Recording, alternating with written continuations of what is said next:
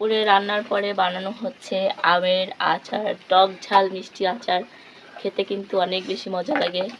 এখানে হালকা কোনো রকম মশলা দিয়ে এটা বানানো হচ্ছে আচারটা। আর এই পাশে এই যে শুকনো মরিচ ভাজা, পাঁচফোড়ন ভাজা, এগুলো গুঁড়ি করে দেওয়া হবে।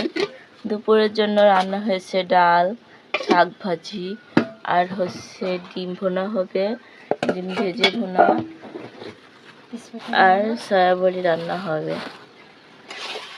আর আচার বানাচ্ছে গিন্নিজি আচার জানি মজা হয়, তা নাহলে কিন্তু খবর আছে। ঠিক আছে? হ্যাঁ হ্যাঁ, আচার খেতে ভালো না হলে কিন্তু খাওয়া যাবে না, ধরে ফেলা দেবো।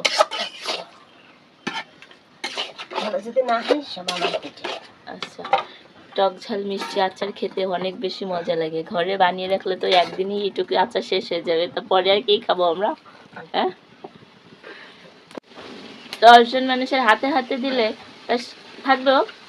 হ্যাঁ, গরমে রান্না করতে কি ভালো লাগে, গরমে মন চাচ্ছে না এই যেটা রান্না করতে। এরপর আমাকে আবার আচার নাড়তে দিয়ে গেছে। আচার নাড়তে হচ্ছে আমার, আচার বানাচ্ছে হচ্ছে আপু, আমি তেমন একটা ভালো পারি না। এই দেখুন, আচারের মধ্যে আবার নিম পাতা দিয়ে আচার বানানো হচ্ছে। গাছ থেকে পাতা পড়ছে, দেখেনি যে নিম পাতা দিয়ে আচার বানাতে দিয়ে দিয়েছে। আমার কাছে আচার খেতে অনেক বেশি ভালো লাগে, আর টক ঝাল আচারটাই বেশি ভালো লাগে। একেবারে মিঠে আচার ভালো লাগে না কিন্তু। আর এই নিম পাতা দিয়ে আচার বানাচ্ছেন কে?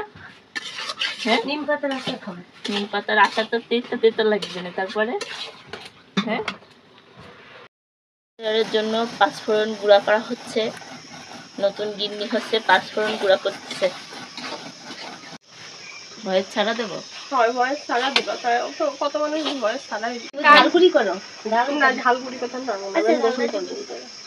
এবার দেওয়া হচ্ছে ঝালের গুঁড়ি। ঝালের গুঁড়িতে বেশি বেশি করে নাড়েন কিন্তু।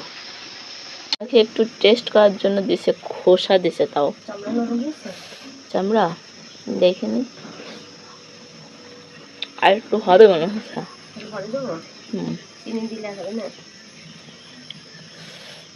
গরম ধরা যাচ্ছে না, হাত পুড়ে যাচ্ছে।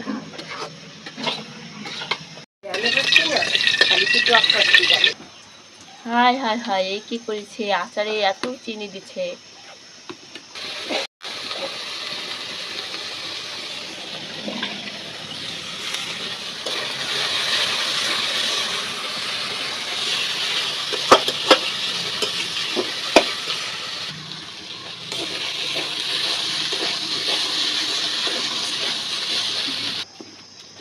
আমাদের রান্না বান্নাও শেষ, আচার বানানো প্রায় শেষ হয়ে গেছে।